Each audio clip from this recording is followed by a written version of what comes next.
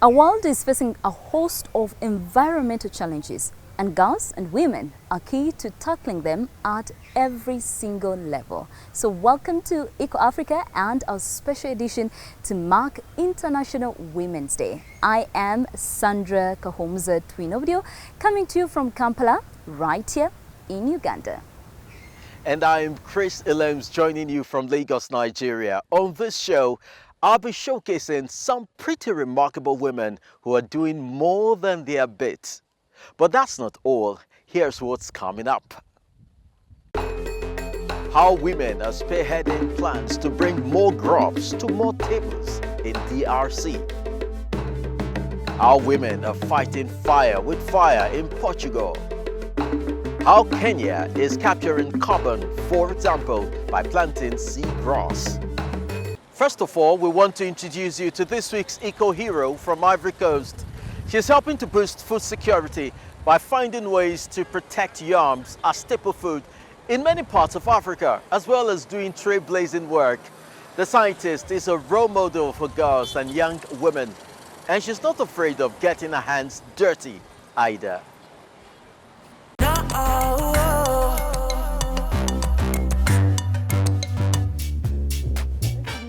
Perfect. I'm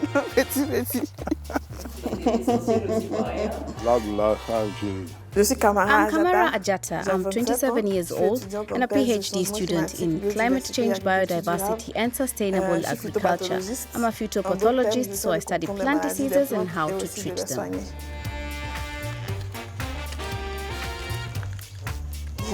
I've always been interested in agriculture because my father had a farm. So right from childhood, I was with him in the fields. And the more you do something, the more you love it.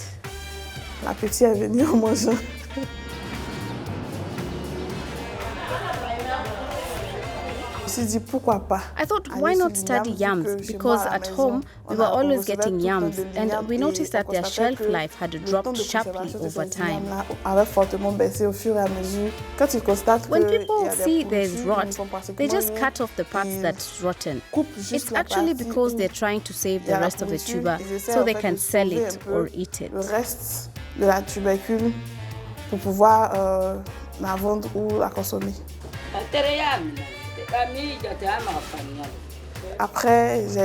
I identified 5 groups of fungi that cause rot here in Côte d'Ivoire.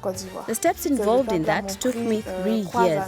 But at the same time I was identifying the fungi, I was already looking for methods to get them under control. I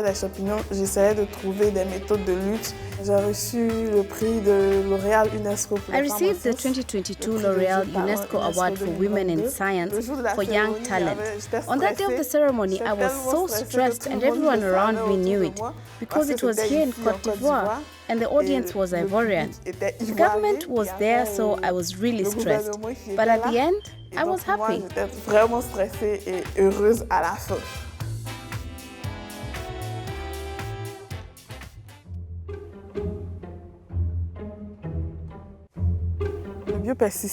biopesticide that I developed is simply made of essential oils, plant extracts and water. That's all. The women who sell yams were at first surprised to see that something like this existed. Then they were dubious as to whether it would work. They were worried I'd just get their yams wet, but have no results and actually cause more losses. So they were happy to see that it did work and to know they have an alternative that will allow their yams to last even longer in their stock. I was happy to contribute something new.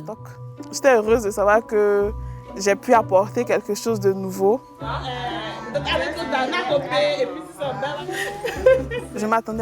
I didn't expect to be in the media so much. When I was in high school, my role model was Marie Curie. She was white. Because I had no information, I didn't know that African women also did science. It wasn't until I got to university and my science lecturers were women.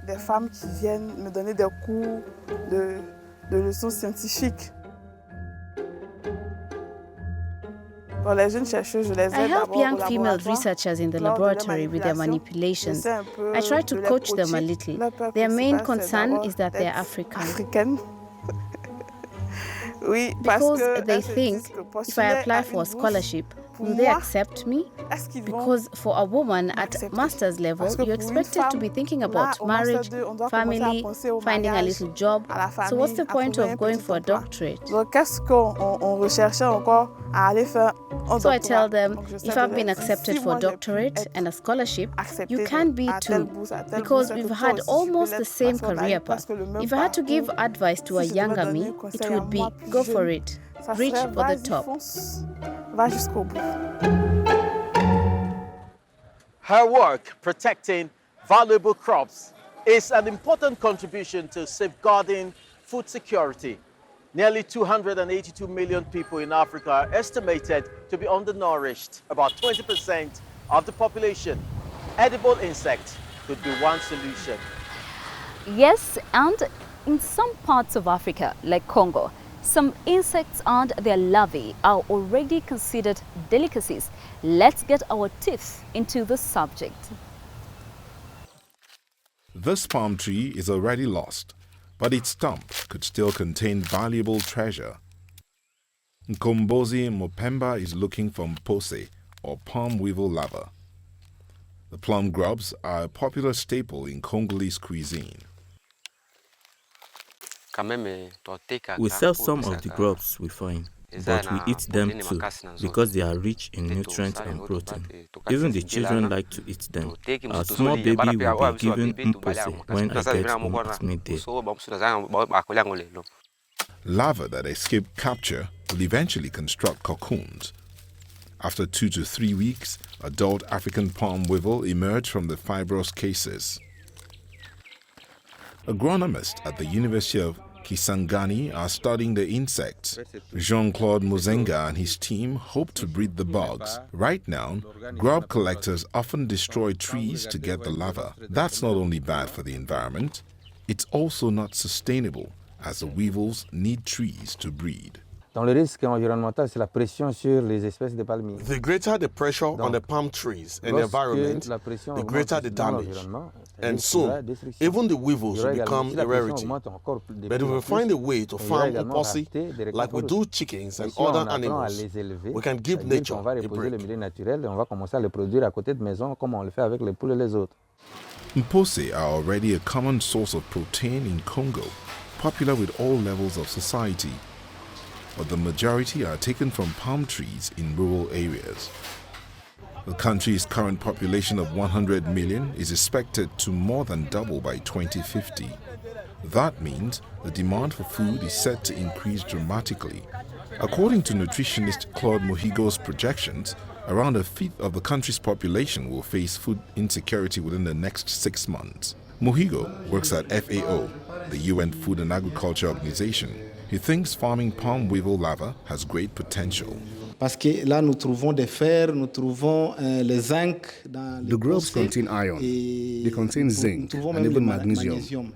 They can cover 75% of a person's daily nutritional needs. They could become an alternative source of nutrition for our population, specifically the most vulnerable members of the society, like children younger than 5 years old. Et plus particulièrement les populations beaucoup plus vulnérables qui sont les enfants de moins de 5 ans. Larvae raised to feed children. It's an idea that agronomists at the University of Kinshasa are also looking into. The US non-profit organization Farms for Orphans is supporting them in their efforts. Once enough can be produced, most of the grubs will be served in canteens or sold at the market. The rest will be left to transform into the next generation of beetles. It's all about creating the perfect breeding ground. Nous sommes en train de tester tout ce qui est déchets agricoles. We are testing all kinds of agricultural waste. It's cheap and often just gets tossed out. We want to put it to good use for farming the grubs. That will also cut the cost of production. C'est l'un des alternatives qui peut diminuer le coût de production. This orphanage in Kinshasa is one potential beneficiary of the Mpose production program. Today, the researchers are helping to prepare a meal for the children here. 31 orphans are in the care of Sister Annie Musenga. She says that it's difficult to provide the children with a balanced diet.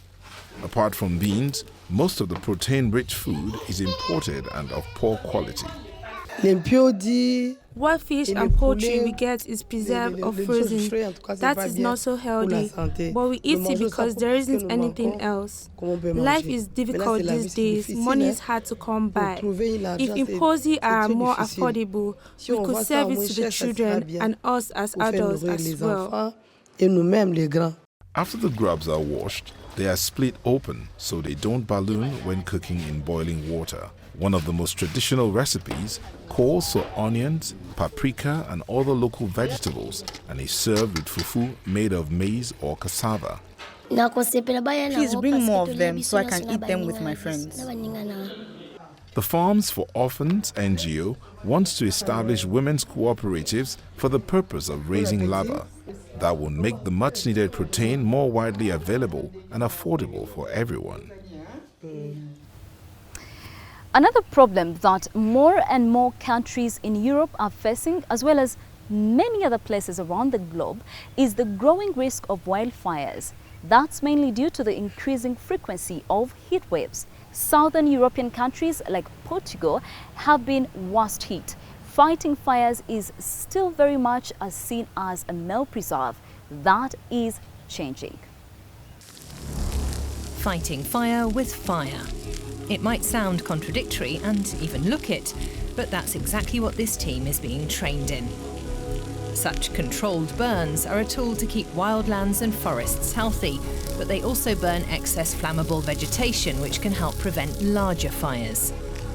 This international all-female group of firefighters has gathered in northern Portugal to learn and perfect the technique of controlled or prescribed fires. The training is the first European women's edition of the Traditional Fire Training Exchange, or WTREX. I'm from California, and we started WTREX in 2016 as a way to empower women, to bring diversity to fire management. If you think about biodiversity and resilience in the face of things like climate change and drought and, you know, the kinds of changes that we're seeing take place, biodiversity is important for resilience, and it's the same in social settings. Europe saw a record number of wildfires in 2022, with almost 8,000 square kilometres of forest and land burnt to ashes, 11 times the size of Nairobi. Portugal is one of the European countries most affected by wildfires. A lack of rain and rising temperatures caused by the climate crisis mean the problem is worsening from year to year. Adding to the issue in Portugal are vast stretches of highly flammable eucalyptus forest, which are often planted for commercial purposes. Wildfires are a growing global concern, making international collaboration and exchange so important in both firefighting and fire management. What these women are learning here is essentially the use of traditional fire techniques. Our ancestors used fire as a way to renew pastures and also to keep combustible materials under control. So it's these traditional burning techniques that the women are learning here. But the training camp is about more than learning how to put out or control fires. It's also about empowering participants, enabling them to become pioneers in their field of work. Firefighting is traditionally a male domain. I come from a country where women's participation was limited, typically confined to offices, places other than the actual field. So we are making a shift, a real in-practice change. We're moving from theory to practice, and that's important. And so we're trying to bring lots of different kinds of people, innovative ideas to solve problems and to really reconnect with the land and with fire as a tool. By gaining deeper insight into the element of fire, these women are becoming trailblazers. They'll return home with the skills to prevent disasters, save lives, and preserve diverse, fragile ecosystems. Fighting fire with fire. Female and male firefighters alike look as if they are going to have their work cut out for them in the future. Yes, the latest climate predictions look far from rosy. But let's take a closer look at figures and try to unpick what is happening. 1.5 degrees global warming in the next 5 years. The climate crisis is not just a news headline. But while many had predicted an average 1.5 degree rise by 2027, it's already happened. For the first time ever, global warming has exceeded 1.5 degrees Celsius for an entire year. It was actually thought that this threshold would only be reached in the next few years or the next decade. But now scientists recently published data showing that we just passed this benchmark. So let's actually clarify what's happening here. Have we already exceeded the key 1.5 degree limit in the Paris Climate Accord for good? There is this tendency towards higher temperature, and this is largely driven by changes in greenhouse gases in the atmosphere, so the CO2 and water vapor and methane and so on. And this has been the main driver for this constant warming. But superimposed to this warming, there are oscillations, there are fluctuations. One of those fluctuations is exceptionally high solar activity. The other is a warm weather phenomenon called El Niño. Translated from Spanish, El Niño means the child or the boy. It sounds harmless. But it's not. What we call El Niño impacts ocean temperature, which in turn affects the climate. It's a natural climate cycle with changing wind patterns and higher water temperatures in the Pacific Ocean off the coast of Ecuador, Colombia, and Costa Rica.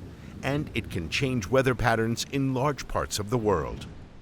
All of a sudden, the rather wet areas in Indonesia and Australia have a dry anomaly. And in South America, you have very wet conditions in areas that are normally very dry. And with these patterns, there's also extreme weather related. And higher temperatures in the atmosphere. It's still unclear how much warmer it will get during the current El Niño. The good news, the phenomenon is expected to end by spring this year. But unfortunately, that's no reason to relax. Catastrophic storms in Mozambique and Malawi, wildfires in Croatia last year, weather extremes linked to planetary heating are already causing catastrophic damage to lives and economies. And that's all on top of bringing the planet closer to triggering Earth's systems to tip over. I'd call them critical organs of the Earth that are important for planetary stability as a whole. And examples for tipping elements are the Greenland ice sheet, which has approximately 7 meters of sea level rise, the West Antarctic ice sheet, which has between 3 to 5 meters of sea level rise if melted down. Other systems in danger of tipping over are the Amazon forest and coral reefs. Recently, scientists expressed alarm over the latest findings that the so-called AMOC, a system of ocean currents in the Atlantic, is about to shift due to rapid ice melt. If it were to fail, Europe would see a dramatic drop in temperatures of up to 10 degrees on average. In southern hemisphere countries, warming could intensify, and in the Amazon region, the rainy and dry seasons could be reversed. Sea levels would rise at a speed that would make it impossible for humans to adapt in time. In 2015, the global community agreed to limit global warming to 1.5 degrees. L'accord de Paris pour le climat est accepté. A global pact to prevent potentially irreversible effects of climate change. But the Paris Agreement target refers to a long-term temperature average of over a 20 to 30-year period. Breaching 1.5 degrees for 1 year doesn't mean that from now on we will do so every year. We indeed have seen the first occurrence of a 12-month period where this has happened. And next year or in 2 years' time will be just more likely for this to happen. And we are, in a sense, from a climate point of view, already in a 1.5 world without being yet there in the terms of the Paris Agreement. However, global CO2 emissions are still rising, and we are burning more coal, oil, and gas than ever before, with these countries using most of it. Meanwhile, investment in renewable energy is accelerating. Solar, wind, green energies are being installed at record rates in places like the EU and China. But we have to remove fossil fuels from our economies even faster if world leaders are to keep their promises and permanently limit global warming to 1.5 degrees. Carbon offsetting is one tool being used to try to reduce global warming, but it's controversial. It usually involves increasing carbon storage in one part of the world, usually the global south, to compensate for emissions made elsewhere, often the industrialized north. Let's go to Kenya to look at some examples. Seagrass has plenty going for it.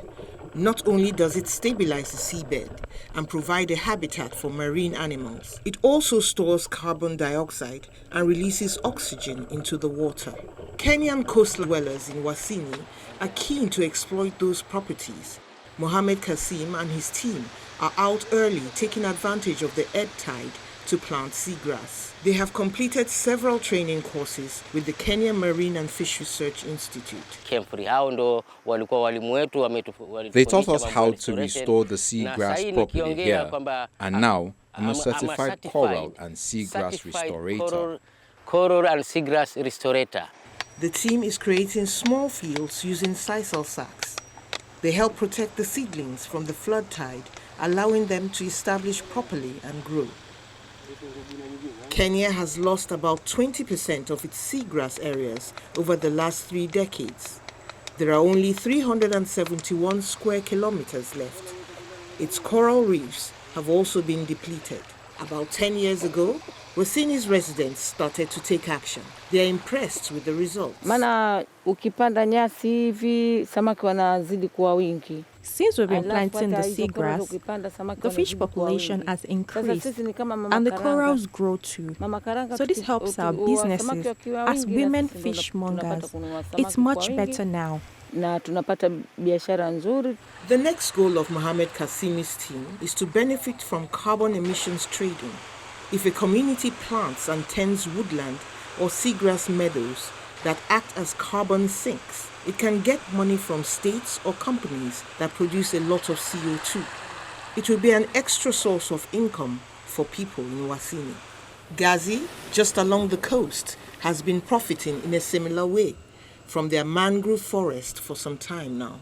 They are protected and regularly replanted. With the help of international organizations, the residents set up the Mikoko Pamoja project and registered the 1.17 square kilometer area as a carbon sink project. Mikoko Pamoja is a community-led initiative that is deeply rooted in conserving and protecting mangrove through the sale of high-quality carbon credit. Even if their mangrove forest is pretty small compared to other areas in the emissions trading market, the community is reaping the benefit. Every year, it generates the equivalent of more than 22,000 euros. That money is invested in Gazi, for example, in a reliable water supply. We used to draw water manually from the wells. When they started distributing water in the village, the water problem ceased. These people are working on a different method for sequestering carbon. Close to the capital, Nairobi, a company is working on an industrial way of capturing the gas directly and storing it underground. This machine sucks in air and feeds it into a chemical filter that captures CO2. That requires a lot of energy, which the company aims to get from the geothermal complex in the Great Rift Valley. This is where the machinery is going to be installed and the CO2 piped directly into the basalt rock. Reacting it with Kenya's unique geology to react that CO2 into carbonate minerals. So essentially, like calcium carbonate or limestone, we lock up that carbon forever. Experts estimate it could cost up to 900 euros to capture 1 metric ton of CO2. The method is also new and its potential impact on the environment unknown. Analysts like Power Shift Africa say all these projects fail to tackle the main problem. The historic polluters continue their emissions, and the middlemen, the companies that actually establish these carbon markets, they're the ones who pocket the commissions and fees. And it's, at the end of the day, it doesn't reduce emissions, it doesn't address climate change. Such concerns won't stop Mohammed Kasim and his team from continuing to safeguard their coastline. They have realized that their action can at least achieve things at a local level. Well, we hope that we have informed and inspired you, especially you girls and women out there.